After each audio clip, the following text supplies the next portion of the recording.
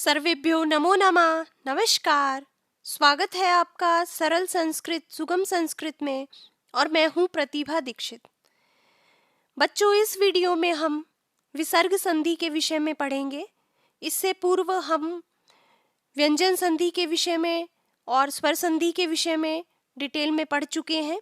अगर आपने वो वीडियोस नहीं देखे हैं तो पहले आप वो वीडियोस देखिए, क्योंकि विसर्ग संधि में कहीं कहीं हल संधि की प्रक्रिया भी काम आती है। तो पहले आप क्रम से चलिए, स्वर संधि देखिए, व्यंजन संधि देखिए और उसके पश्चात आप ये वीडियो देखिए तो आपको अच्छे से समझ आएगा।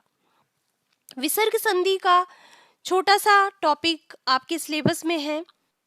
छोटे छोटे नियम हैं जिनको कि आप समझ के और विसर्ग संधि को बहुत भली भांति समझ सकते हैं। तो आइए बात करते हैं विसर्ग संधि के विषय में।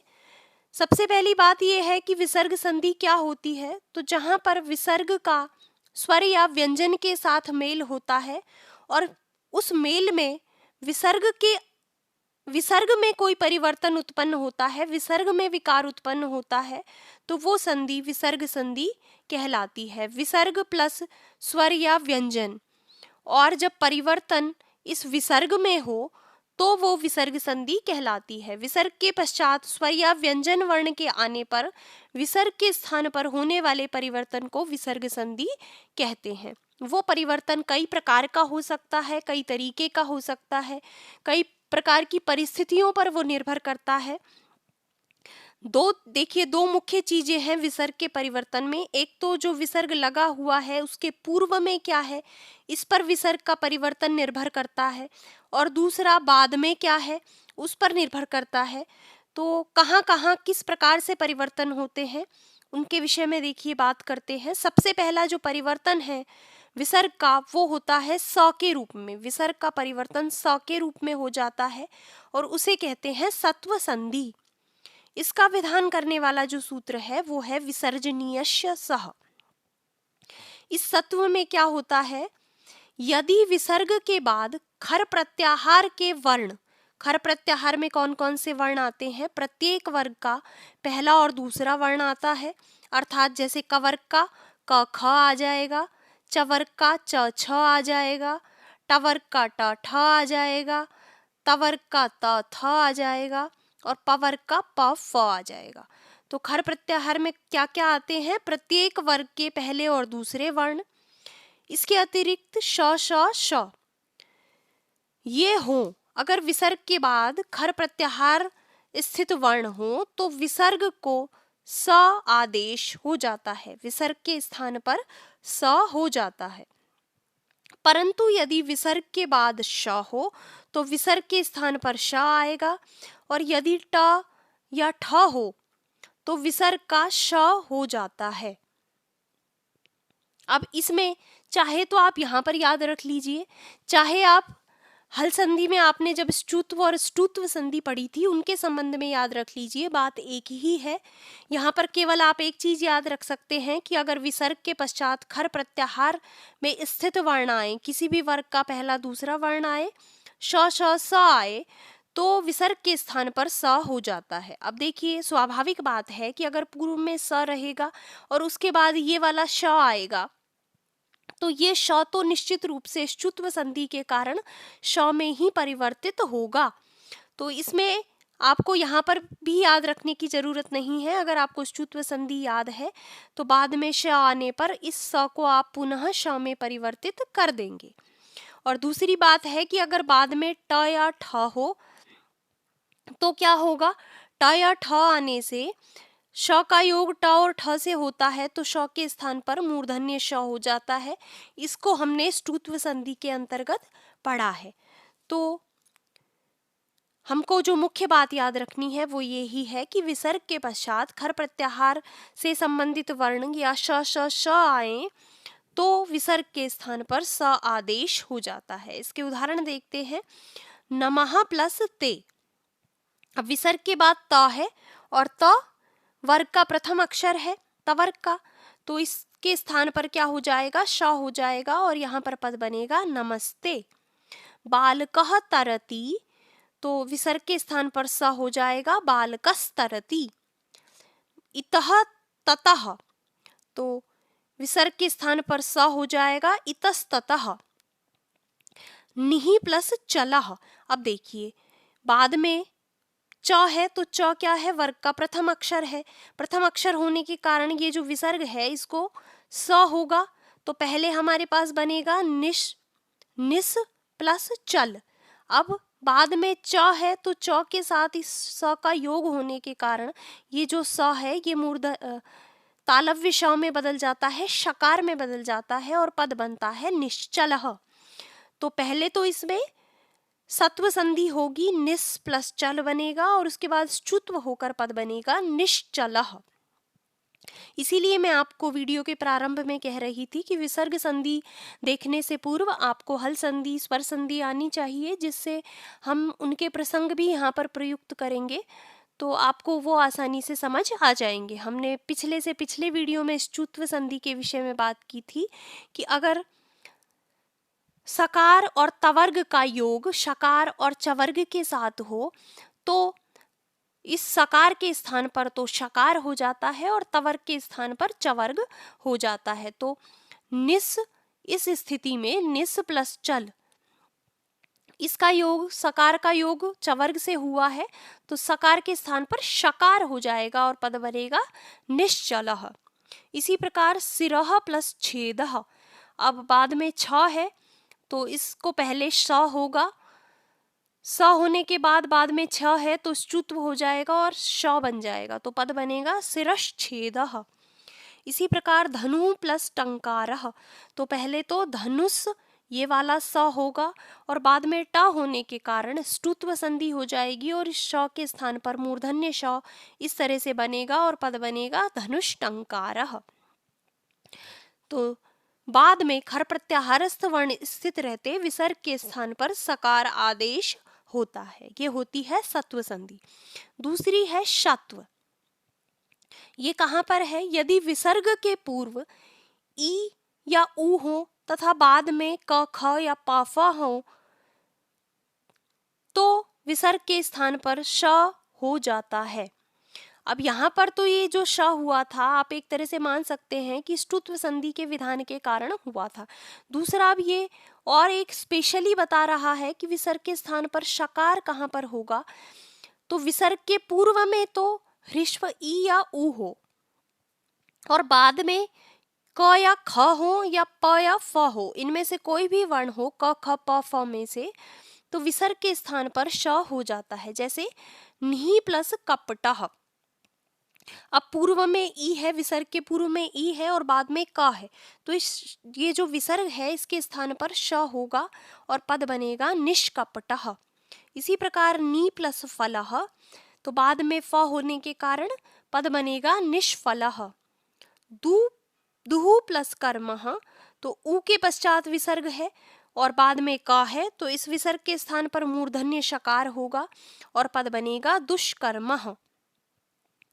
यदि नमः और पुरः के बाद क ख प फ आए तो विसर्ग का स हो जाता है। अब देखिए एक तो ये था नियम कि अगर ह्रस्व इकार और उकार के बाद विसर्ग हो और उसके बाद क ख प फ हो तो सत्व होता है, लेकिन इसका भी एक अपवाद है कि नमः और पुरः के बाद क ख प फ आए तो विसर्ग का स ही होता है। अब यहाँ पर नमः प्लस कारः नमस्कारः, पुरः प्लस कारः पुरस्कारः, इस प्रकार से। अब यहाँ से चाहे तो आपको अलग से याद करने की भी जरूरत नहीं है क्योंकि इसमें ये ई और उ वाला नियम तो लग नहीं रहा, क्योंकि इसमें विसर्ग से पूर्व आकार है तो आकार होने के कारण स्वतः ही यहाँ पर स होता है जो कि इस वाली संधि के अनुसार होता है। तो ये आप चाहें तो अलग से याद रख लें, चाहे तो आप इसमें अगर इस संधि के नियम के अनुसार भी करेंगे तो आपका ये सॉल्व हो जाएगा। तीसरा नियम है यहाँ पर विसर्ग का रुत्व उत्व गुण तथा पूर्व रूप होना, और ये होता है अतो रोर प्लुताद अप्लुते सूत्र से। इससे क्या होता है, यदि विसर्ग से पहले ह्रस्व अ हो तथा उसके पश्चात भी ह्रस्व अ हो तो विसर्ग को रु आदेश हो जाता है, रु के स्थान पर उ आदेश हो जाता है। उसके बाद और उ के स्थान पर गुण ओ हो जाता है। ओ प्लस अ के स्थान पर पूर्व रूप एक आदेश करने पर ओ ही रहता है और ओ के बाद अ की स्थिति अवग्रह के चिन्ह के द्वारा दिखाई जाती है। देखिए यहाँ पर बहुत सारे सूत्र प्रवृत्त हो रहे हैं, लेकिन इन्होंने एक साथ ही सभी को बता दिया है। ये कहते हैं कि आपके पास दो शर्तें हैं। अगर विसर्ग से पहले ह्रस्व आकार है, ह्रस्व आकार का मतलब आ नहीं होना चाहिए, केवल अ ही होना चाहिए। बीच में विसर्ग है और उसके बाद भी अ ही है, बीच में विसर्ग, इधर अ इधर अ, तो क्या होगा, पहले इस विसर्ग का रू होगा, रू होने के पश्चात इस विसर्ग का ऊ होगा। अब जब इस विसर्ग का ऊ हो जाएगा तो हमारे पास क्या बचेगा, अ ऊ अ। तो इस अ को अभी 1 मिनट के लिए आप छोड़ दीजिए। जब इस तरह की स्थिति होगी अ प्लस ऊ, तो ये दोनों में गुण एकादेश हो जाएगा। गुण गुण होगा ना, यहाँ पर अ के पश्चात ऊ आने पर दोनों के स्थान पर गुण एकादेश हो जाता है, तो दोनों के स्थान पर ओ हो जाएगा और बाद वाला अ सेफ रहेगा। अब ओ के बाद अ है तो इन दोनों में पूर्व रूप संधि हो जाएगी। ये अ है, ओ के जैसा हो जाएगा, लेकिन इसको दिखाने के लिए लिखते वक्त इस अ के स्थान पर अवग्रह चिन्ह लिखेंगे। तो जैसे इसका उदाहरण देखते हैं, बालह प्लस अयम। यहाँ पर विसर्ग से पूर्व अ है, ल में अ स्थित है और बाद में भी अ है, तो इस विसर्ग को पहले रुत्व होगा, फिर उसको ऊ होगा। विसर्ग को ऊ आदेश हुआ, बाल प्लस अ प्लस विसर्ग प्लस अयम। ठीक है, पहली शर्त ये थी। अब बाल प्लस अ विसर्ग के स्थान पर ऊ हो गया और बाद में अयम है। अब अ प्लस ऊ, ये जो दोनों हैं अ प्लस ऊ, इन दोनों को ओ आदेश होता है गुण संधि के अनुसार। यहाँ पर गुण संधि का सूत्र लग के इन दोनों को ओ आदेश हो जाता है। तो क्या हो जाएगा, बालो बाल, इन दोनों के स्थान पर ओ, बाल ओ अयम। ठीक है, अब बाल में ये ओ मिला दो पूरा, बालो प्लस अयम, दो हमारे पास शब्द आ गए, बालो प्लस अयम। अब जो ओ और अ है, इन दोनों में पूर्व रूप संधि होती है। ये अ जो है ओ के जैसा ही हो जाता है, बालो अयम, लेकिन इसको लिखते समय इस अ के स्थान पर अवग्रह चिन्ह लिखते हैं और जब पढ़ेंगे तो पढ़ेंगे बालोयम, लेकिन लिखेंगे इस तरह से, बालो अयम। तो अब आप समझ गए, जहां पर विसर्ग से पूर्व भी ह्रस्व अ हो और विसर्ग के बाद ह्रस्व अ हो, वहां पर जब आप किसी भी संधि करेंगे किन्हीं भी पदों में, तो आप, जैसे ये है, तो आप क्या करेंगे, ओ की मात्रा लगा देंगे इस विसर्ग के स्थान पर। सीधा ऐसा करिए, ओ की मात्रा लगा दीजिए और बाद में ये जो अ दिखाई दे रहा है इसके स्थान पर अवग्रह चिन्ह लिख दीजिए। तो आपके पास आ जाएगा ये संधि पद, सह प्लस अवदत, सो अवदत, नृपः प्लस अवदत, तो नृपः नृपो अवदत, प्रथमः प्लस अध्यायः, प्रथमोध्यायः। तो आप समझ गए पूरा प्रोसीजर क्या है।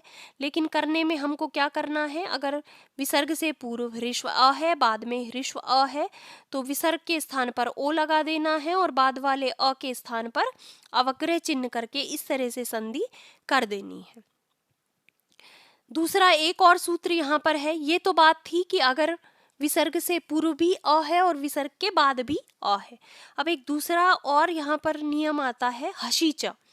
ये कहता है कि यदि विसर्ग से पहले तो ह्रस्व अ है, लेकिन बाद में अगर वर्गों के तृतीय, चतुर्थ और पंचम वर्ण है, या फिर य र ल व है, तो विसर्ग के स्थान पर र,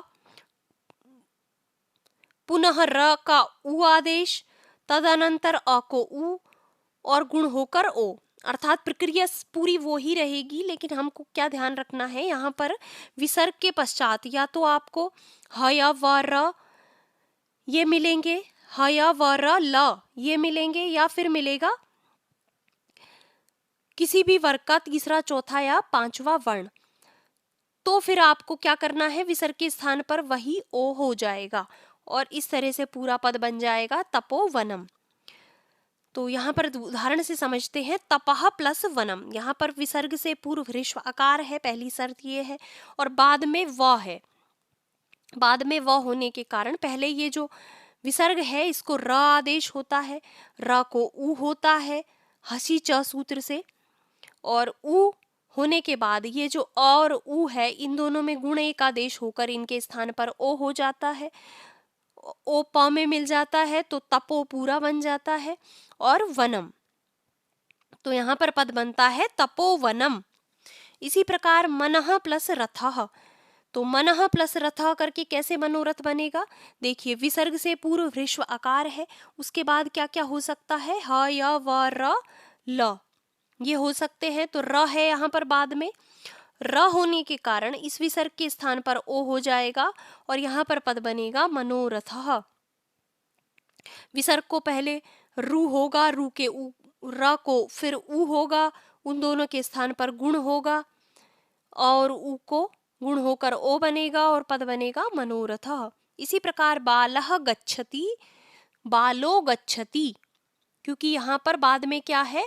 तृतीय वर्ण है, ग है तृतीय वर्ण कवर का, तो तृतीय वर्ण परे रहते ये जो पूर्व में स्थित विसर्ग है इसको पहले र होगा, र को उ होगा, उ होने पर ल का अ और उ ये दोनों मिलकर ओ हो जाएंगे और बालो गच्छति इस तरह से पद बनेगा।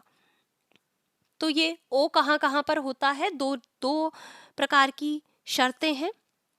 पहला तो अगर विसर्ग से पूर्व भी अ है और बाद में भी अ है तो उस विसर्ग को ओ हो जाता है और जो बाद वाला अ है उसके स्थान पर अवग्रह चिन्ह लिख देते हैं।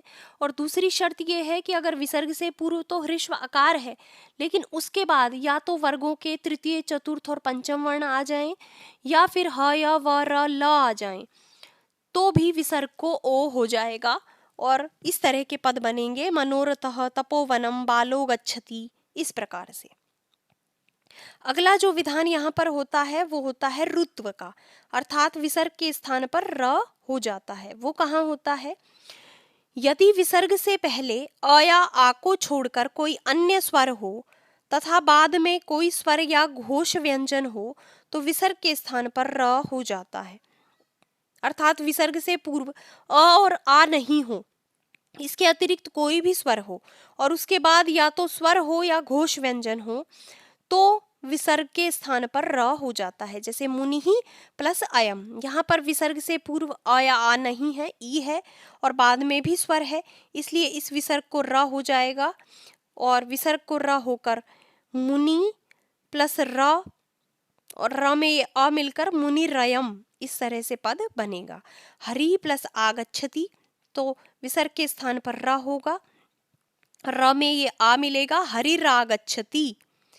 गुरु प्लस जयति, तो उ के बाद विसर्ग है और बाद में ज है तो विसर्ग के स्थान पर र होगा और र इस तरह से होगा गुरु र जयति। जब इनको मिलाकर लिखेंगे तो ये र जो है ऊपर चला जाएगा इस तरह से और पद बनेगा गुरुर जयति।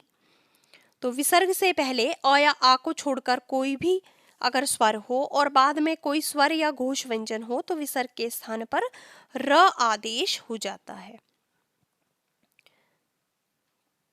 तो इतने से बस विसर्ग संधि के नियम हैं। एक बार स होता है, एक बार विसर्ग के स्थान पर ओ हो जाते हैं, दो परिस्थितियों में। एक बार विसर्ग के स्थान पर र हो जाता है। तो आप एक दो बार इनको लगातार पढ़िए, आपको ये याद भी हो जाएगा कि कहाँ कहाँ पर विसर्ग को र होता है, कहाँ पर विसर्ग को उ होता है, कहाँ पर विसर्ग को अ होता है।